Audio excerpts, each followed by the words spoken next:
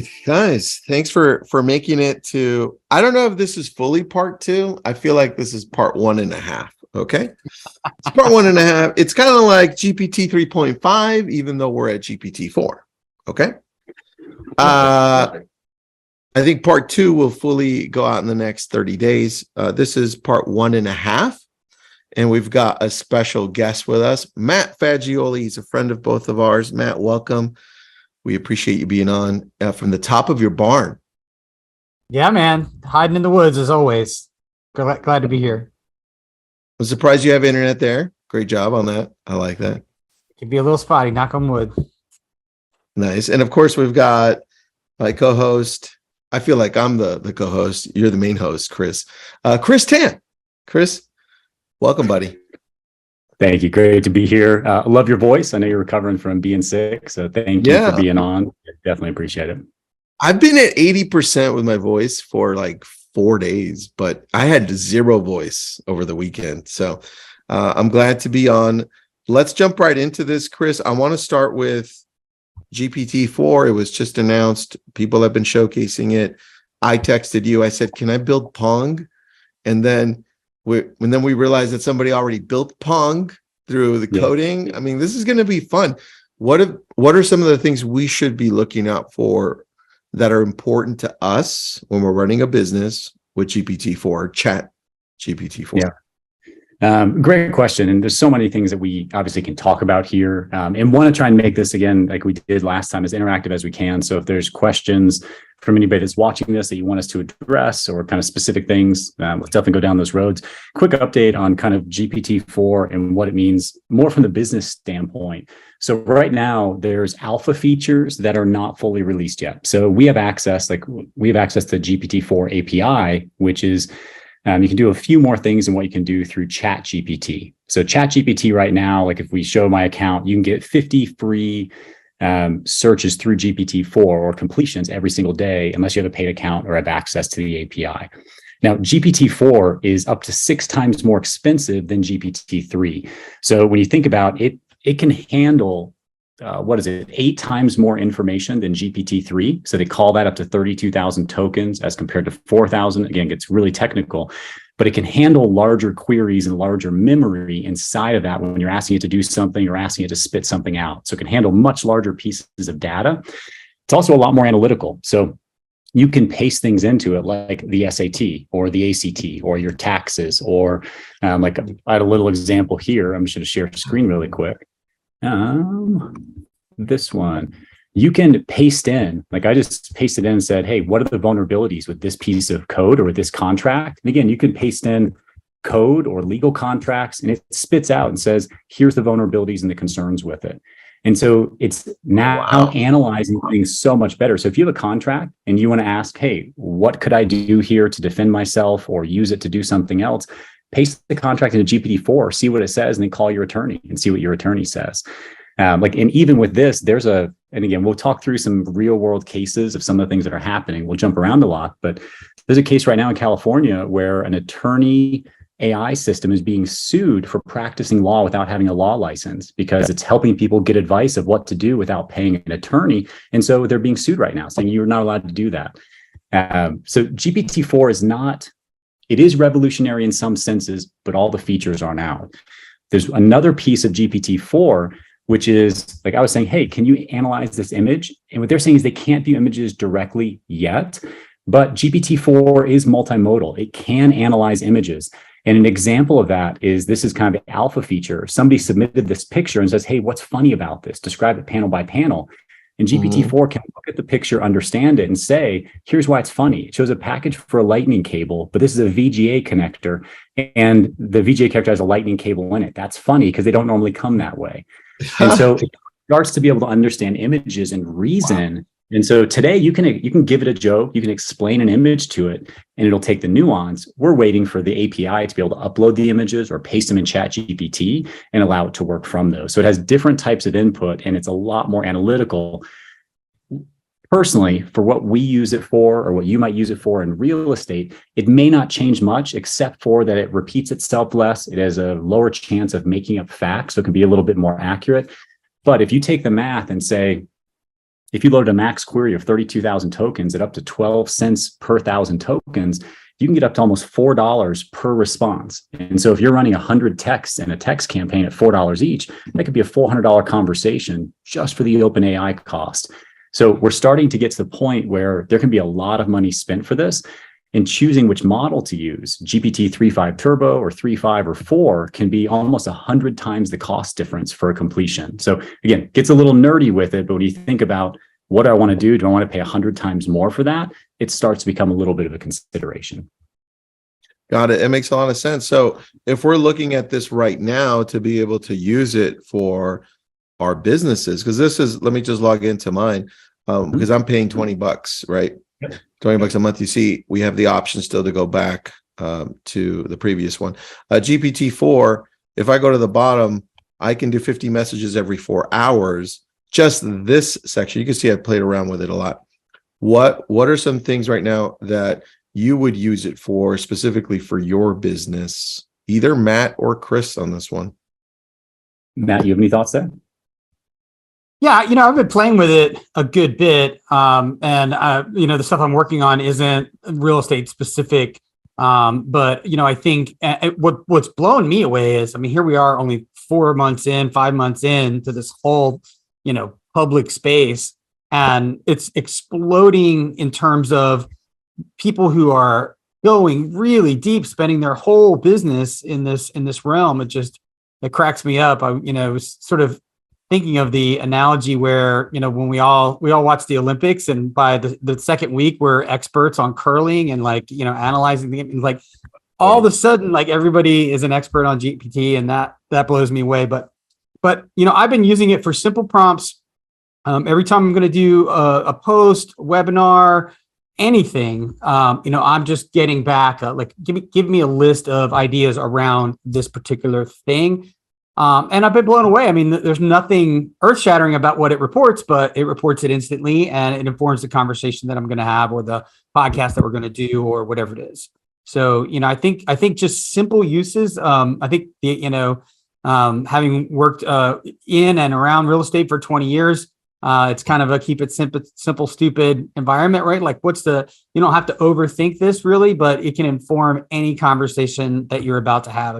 Down to, hey, I'm getting ready to walk into this property. Tell me 10 things about this neighborhood. Tell me 10 things about the city, whatever, to just inform the next conversation really quickly. I like that. I think that's a really good way of using it. What we've been noticing is, because we're using it deeper I use it daily, multiple times a day, but I use it for stupid crap, stuff that you guys probably wouldn't use it for. Junk. I compete against it. I'm like, well, what do you think about this? Really? Why do you think that? It's like I have a battle with it. Outside of that, though, I'm going deeper into. You told us before we went live, you said you wanted to build Pong, but somebody beat you to it. It's stupid. It's dumb. But I'm using it now for our different businesses, which is one of them is social media, right? Like I have a little raccoon drunk on social. We're really going deeper into saying, well, what type of content can we create? What about newsletters, right? And let's go deeper in the newsletter. What about courses? The power of what it can do now versus what it was doing before is that there's a lot more detail involved.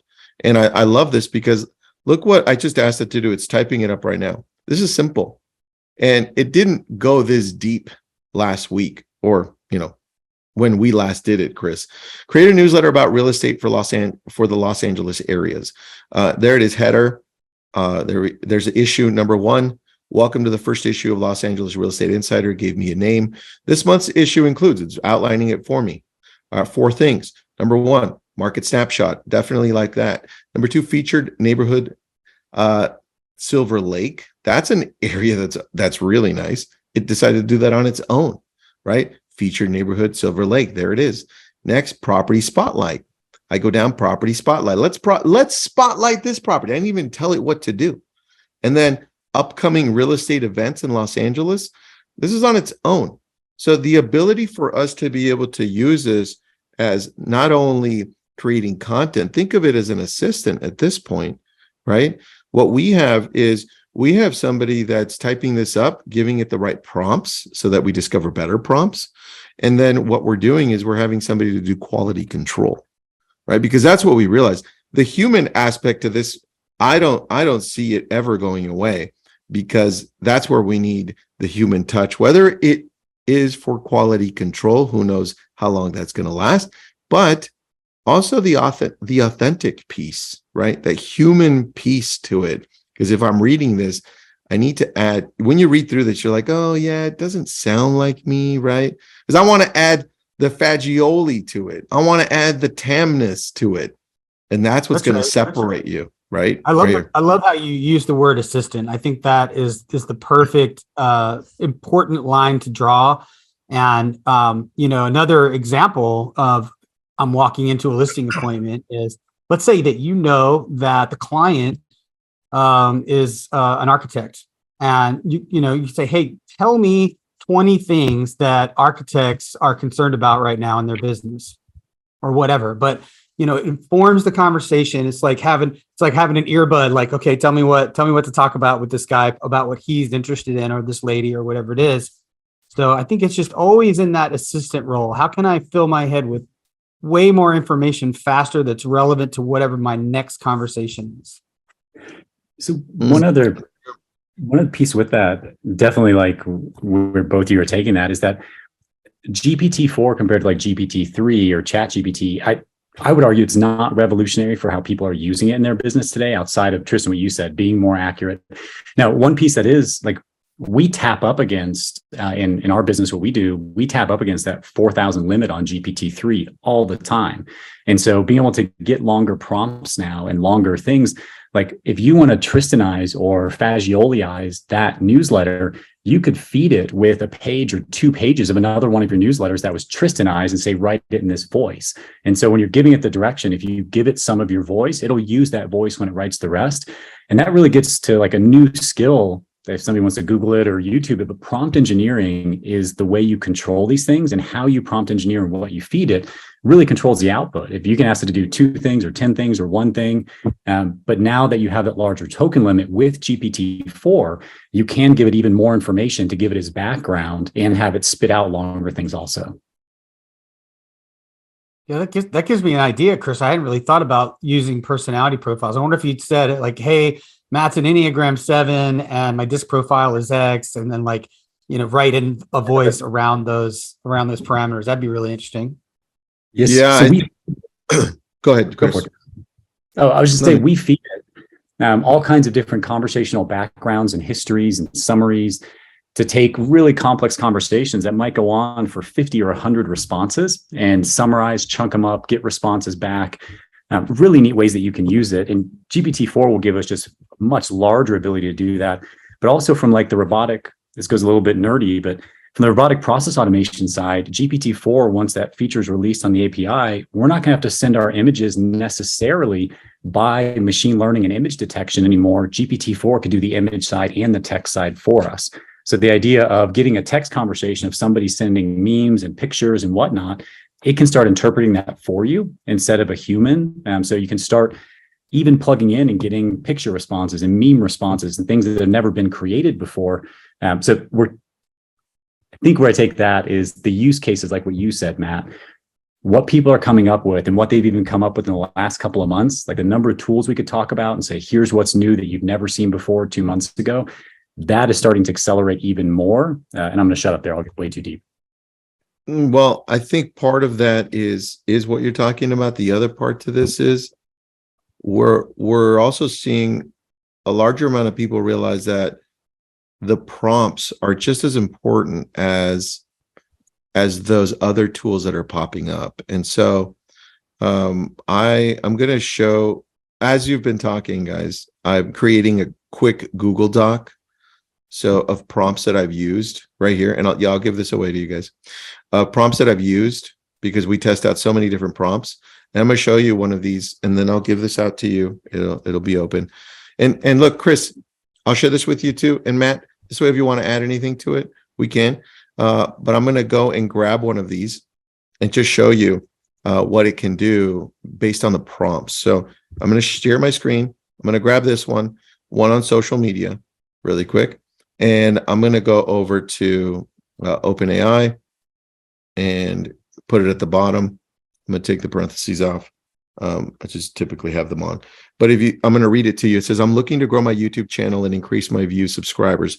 Can you help me come up with a strategy for, and I left that as a target audience. Who's your audience, right? I want to know for real estate, first-time home buyers, real estate sellers, right?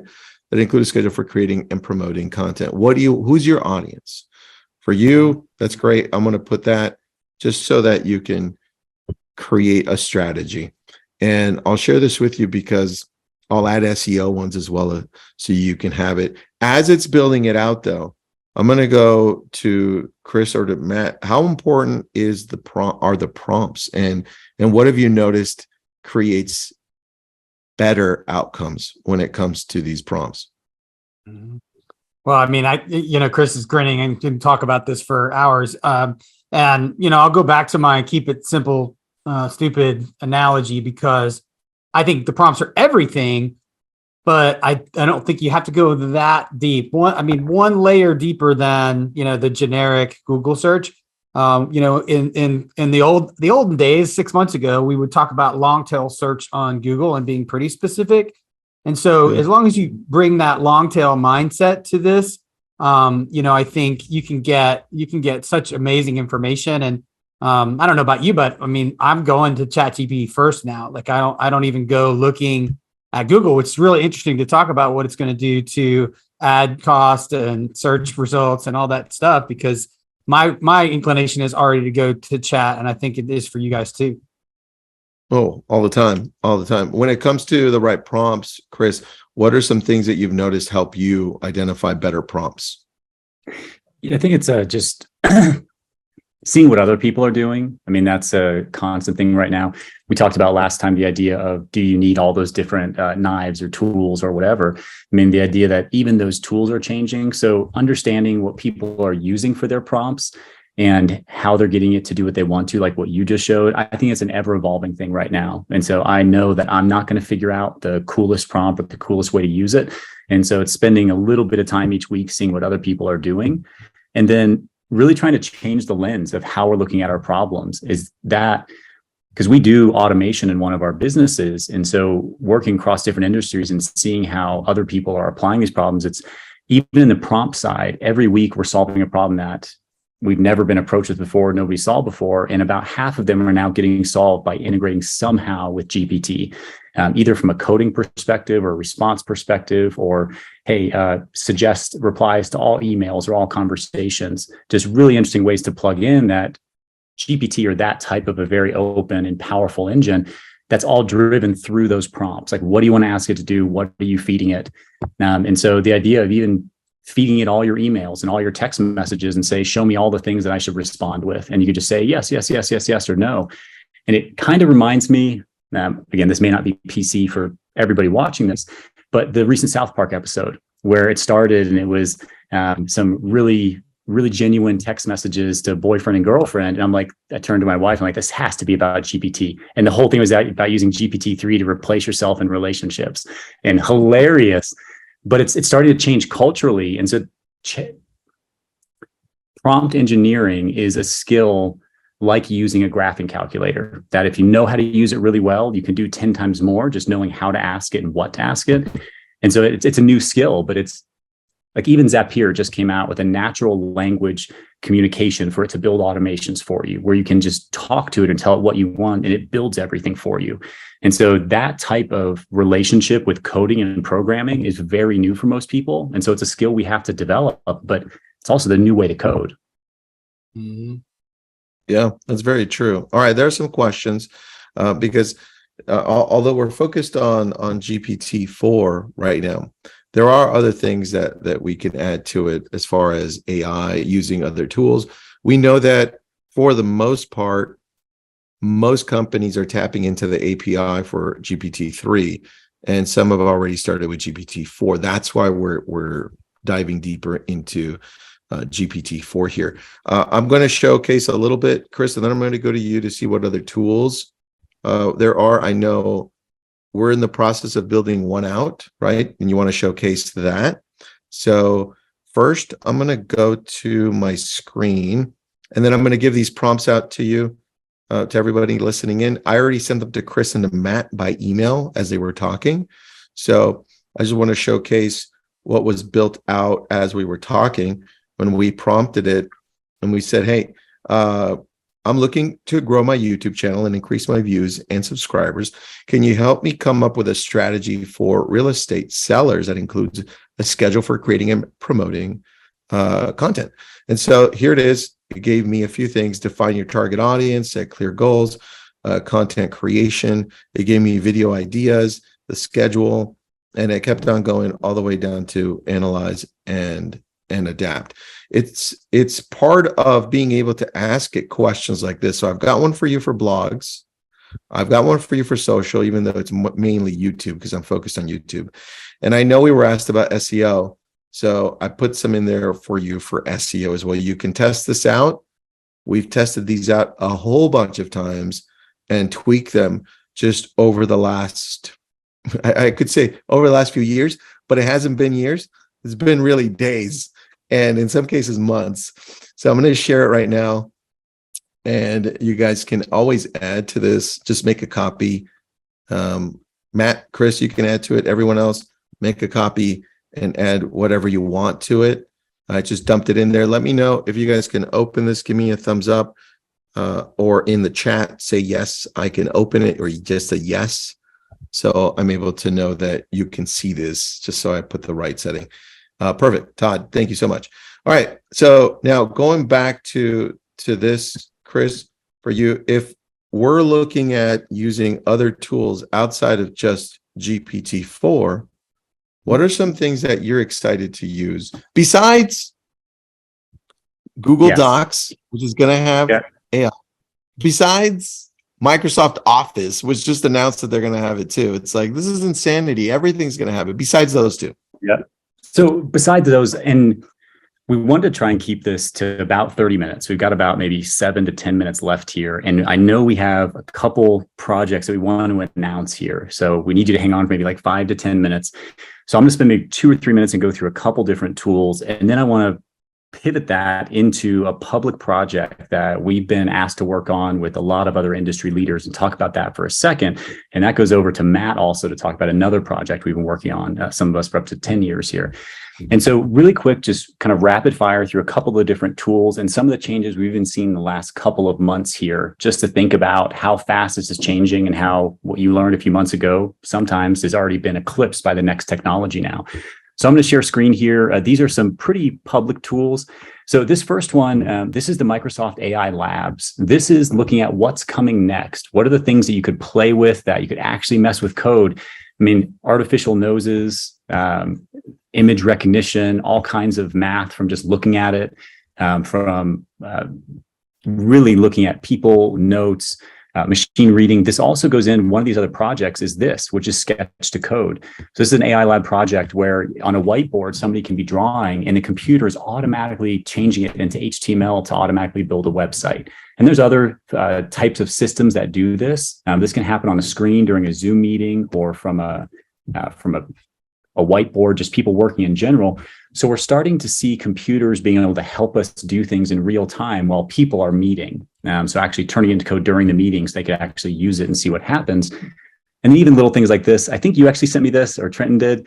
But the idea, you can just draw something and say what it is. So you just scribble, say what it is, and it turns it into an entire picture. So you can kind of guide a little bit easier than using Midjourney and some of these other ones where you could just scribble and say, I want it to look like this, and it generates full things. So again, these are all, we're not going to spend a lot of time here. We're not walking through how to use them. Another one, Midjourney, had their version 5 rollout, which has tremendous things you can do with pictures, and it's much more high definition, and you got a lot more controls there.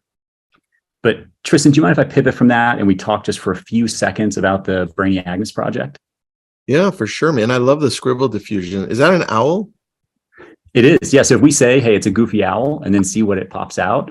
Let's give it a second. That's here. Super cute. That looks like my drawing. Yeah, which is twice as good as mine. But you can sketch anything and then say what you want it to look like, and then you get the AI generated picture from it. I love it, man. All right, yeah, pivot. Go ahead. Let's go. Okay. So we've been we've been working for years in this artificial intelligence, machine learning, all the really nerdy stuff behind the scenes, implementing this for businesses. And we were approached by a large group of people that want to do a project in the real estate space that is public with the agents. And so this type of technology and change is here. And I hope you see that it's here to stay and it's advancing very quickly. So it's not going anywhere. With that, there are going to be technologies that are started that will help us as professionals in our daily lives, help us to do more, and also are going to disrupt our lives a little bit from what we've been used to doing. And so we know that there's a choice between a technology like this for real estate agents being owned by an outside company or being owned by real estate agents.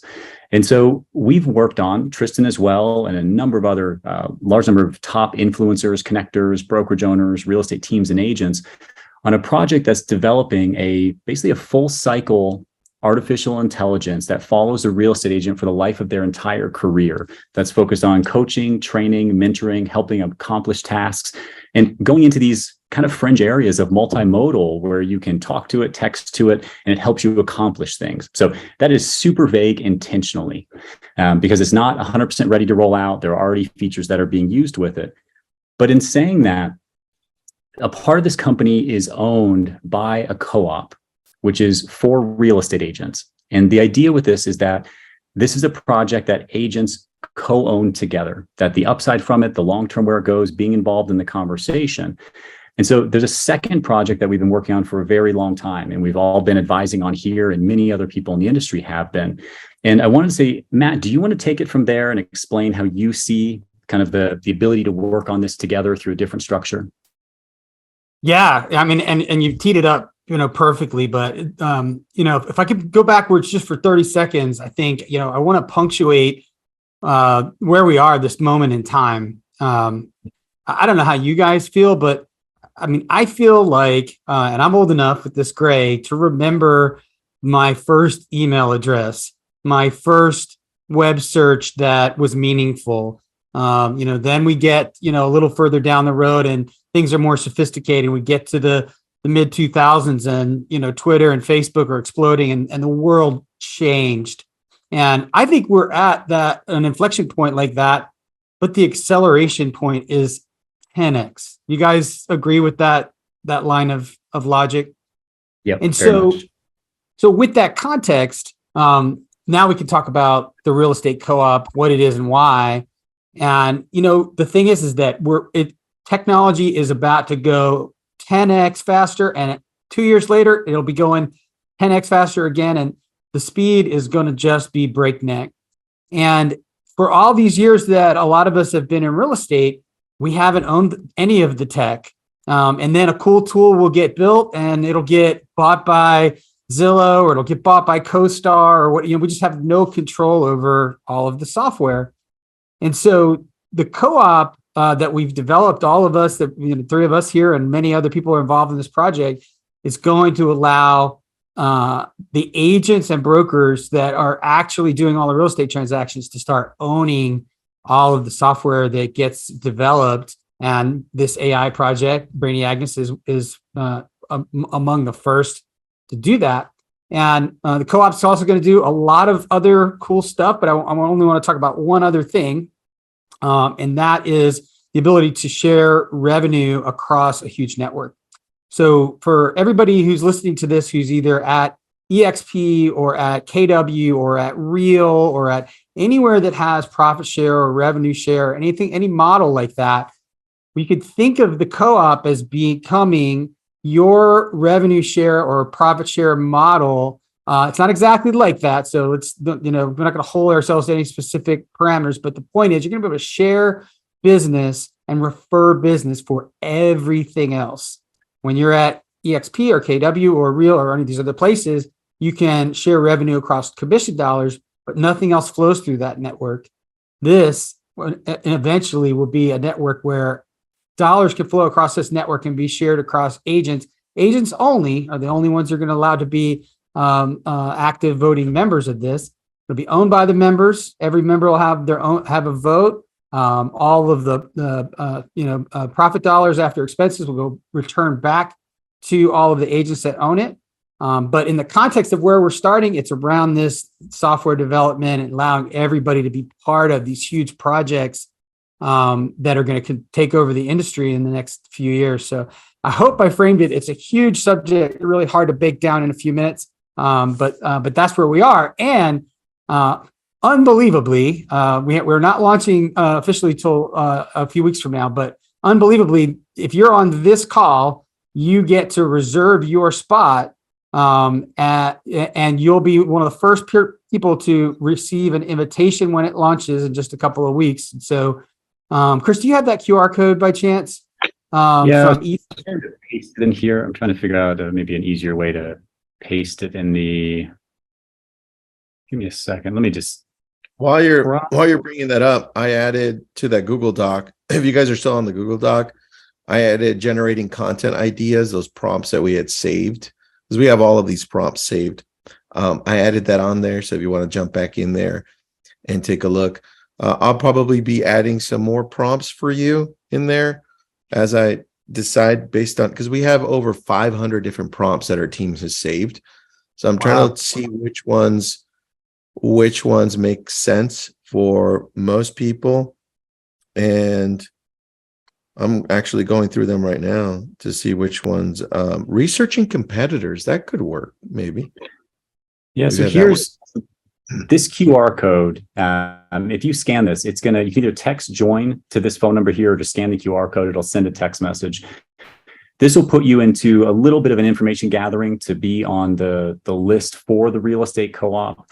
And the idea, again, like what Matt said, is that a co-op is a structure like an LLC or a corporation where the real estate agents have one vote and co-own what the co-op has. And so the future of this, about having the conversation where the benefit goes back to the agent for the benefit they bring, is a way that we can all have this conversation together and build it together and share in the benefits together. So this isn't somebody building something for you that you're just paying them and just they benefit. You benefit from this long term. And then the second one, not to confuse this, but if you would like any information on the artificial intelligence side of what we're talking about, or specifically the Brainy Agnes project outside of necessarily the co-op, this is the second QR code where this will get you into a flow to get you some information about that as we continue to roll out more on that. And again, this Brainy Agnes AI project is partially owned by the co-op, which means it's co-owned by the agents that are helping develop it for that long-term benefit. Matt, any other way that you... Go ahead. Oh, no, I was going to ask you, how do you want to attack that? Well, I guess just one last point of clarity on the QR codes is that, both projects are related. You're not straying too far off if you miss either one of those, but, safe bet is do both. Scan both QR codes, put your name on the list for the information about Brainy Agnes, but also to be one of the first invitations into the co-op. And if any of you are in Clubhouse, drop it in the chat if you are either in Clubhouse now or you have been. I know Tristan has. And if you are, you'll remember that when they launched, they had a very throttled approach. It was private invitations only, and they were slow to bring in people over time and make sure that they could handle the growth. And that's what you're going to see happen with the co-op. But it's going to be really important to be one of the first ones in. Imagine if you were below Gary Keller in the KW profit share tree, or below Glenn Sanford in the EXP model and stuff like that. So it's a really early opportunity, and you may find out 5 years from now, you may give Chris and Tristan a big kiss on the lips and say, "Man, I can't believe I was on that call and I was one of the first." So we're pretty pumped about it. I like it, guys. All right, let's see if anybody has any questions. How can I join from outside the US? So Canada, Europe. Yeah, so Laura, that's a super technical legal answer, actually, because a co-op is a US-based nonprofit 501c12. And so it is for US operations today. And also the AI piece of this project is compliant with the US rules, but Europe has GDPR, and other ones have different rules around how the stuff communicates. And so we're launching this as a US first project, unfortunately. Have to get a US license to those of you who are outside the US, if you can figure that out. Yeah. And Yeah, guys, so we probably should clarify that a little bit too. It's definitely, you have to have a active license number to participate. And that's part of our onboarding verification and all that. So I like it. All right, everyone, this was part 1.5 because I got sick, or it would have been part 2. But from the last one, we have a list of all of the things we talked about, plus some more. Matt and Chris, if you want to add to that Google Doc that I shared with you, the prompts for Chat GPT-4, if you want to add at the bottom that QR code so people have it on there, good that idea. probably is a good idea. I didn't think, or actually, just the website link on how do people get there. Add it to the bottom. Let me separate it with a line so you guys can just add it there. And then what was that? Co-op? There's a co-op. To be clear, we're using the text in numbers to build the list, and that's the only way to get on the wait list right now. Let's just put whatever you want there so people have it at the bottom, and then I'll keep on adding to those prompts on the Google Doc as well. Cool. Anything you guys want to end this on? Because I know this was going to be a shorter one, but anything? I got one more tool I can throw out. I'm enamored with this tool called Descript right now. And Chris, I don't know if you have that handy, you can pull it up, but I'm doing, and Tristan, I know you do tons of podcasting and video recording. Descript does an amazing job of you throw the video in there and it transcribes it very quickly. And if you may have noticed by listening to our conversation for the last 30 minutes that I have a tendency to and more than I should. And one of the awesome things that Descript does is it pulls all this out really quickly. So and of course, I'll show you how Descript. Yeah, sorry about the audio there. That's cool. Yeah, Chris, I know you've used it some too as well. But anyway, that's my hot tool tip for this call. Yeah, I love Descript, dude. Been really good. Let's see what Jeffrey says. Jeffrey says, we've already used to write a homebrew beer recipes or even to create a clone of commercial beer style or a beer 50 years out of production. Interesting how version 4 will improve upon the brew. Jeffrey, what a great comment, because I don't think we even know the answer to that yet. We don't know what all of this means for humanity as a whole. We're figuring it out as we go, and that's the cool part. This is why we're like on it. We want to showcase this more, because the more we can get this information out to everybody, the more power you have to be able to use it how you envision it. And that's the thing we don't know yet. That's the beautiful one. I would have never thought to do that, Jeffrey. Like, seriously, beer? That's awesome. I love that. All right, guys. Matt, Chris, put up that link or put up the QR code to the Google Doc. I'm going to add other prompts in there, so at least that'll sit at the bottom of it, so we can go from there. And then, guys, this is part 1.5. Part 2 will happen sometime in the next 30 days. In part 2, we're going to showcase very similar to what we did in part 1, where we dove into that Dropbox link where we showcase all of the tools we're using them, how we're using it.